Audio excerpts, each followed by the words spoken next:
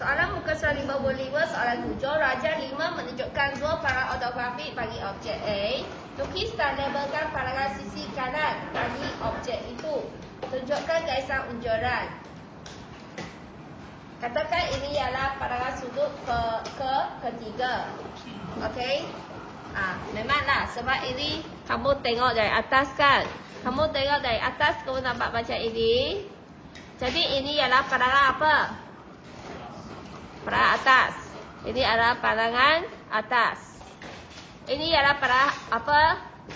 Ini D dan B. Jadi ini ialah paragraf apa? Paragraf harapan. Okey, kamu perlu lukiskan paragraf sisi. Jadi kamu boleh lakarkan di sini.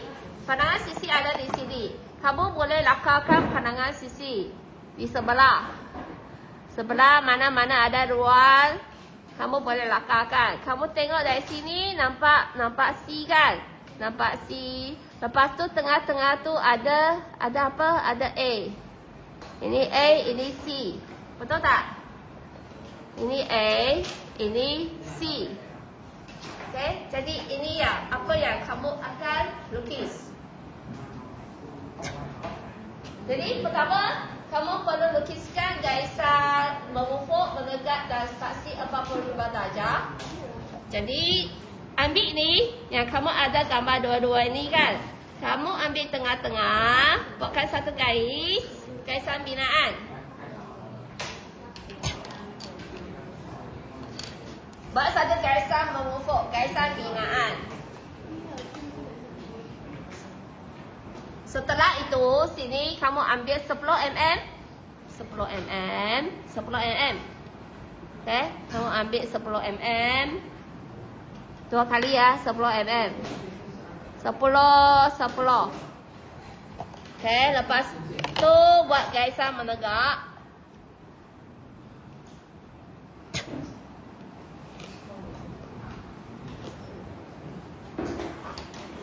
Kamu buat satu garis dulu. Garis satu lagi kemudian. Sebab kita perlu unjurkan dari sini. Okay, jadi kamu buat satu garis dulu. Garis 10 mm.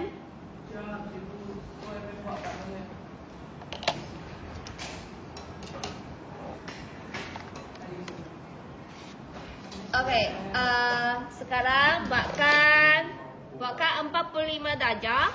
Dari titik persilangan, kamu lukiskan 45 darjah.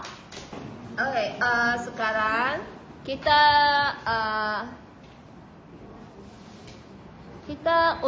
kita buat lebar dulu.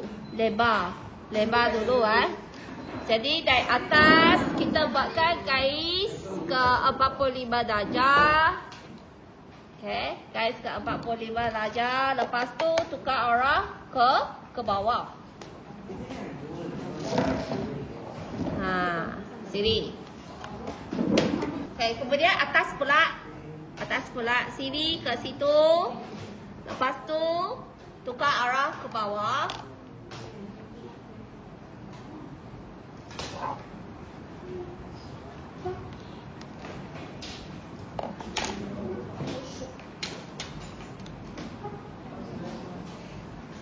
Kemudian kamu pindahkan tinggi ambil dari sini. Okey, sudah boleh buat garisan objek. Ini garis objek.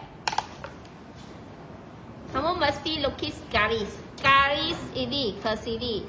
Dalam peperiksaan, kalau kamu tidak buat garisan unjuran, tak ada markah. Jadi unjuran ortografik. Kamu mesti buat garisan dari raja pandangan ini ke pandangan itu. Sini ke sini pun garis objek. Sini ke sini pun garis objek.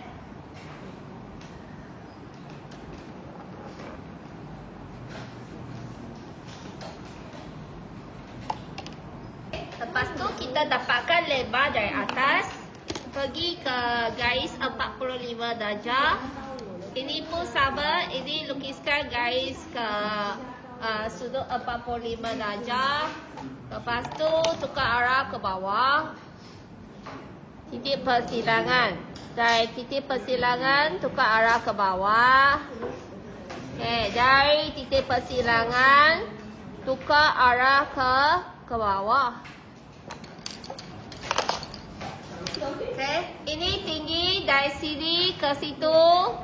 Okey, jadi kamu boleh hitamkan mana yang perlu dihitamkan. Okey, kamu sudah buat lakaran. Bila kamu buat lakaran, kamu adalah ada kebaikan dah, sebab kamu tahu bentuk objek tersebut. Kamu boleh lukis lebih cepat dan tepat. Ini ialah C, ini adalah A. Labelkan. Dan ini adalah pandangan sisi. Okey? Labelkan.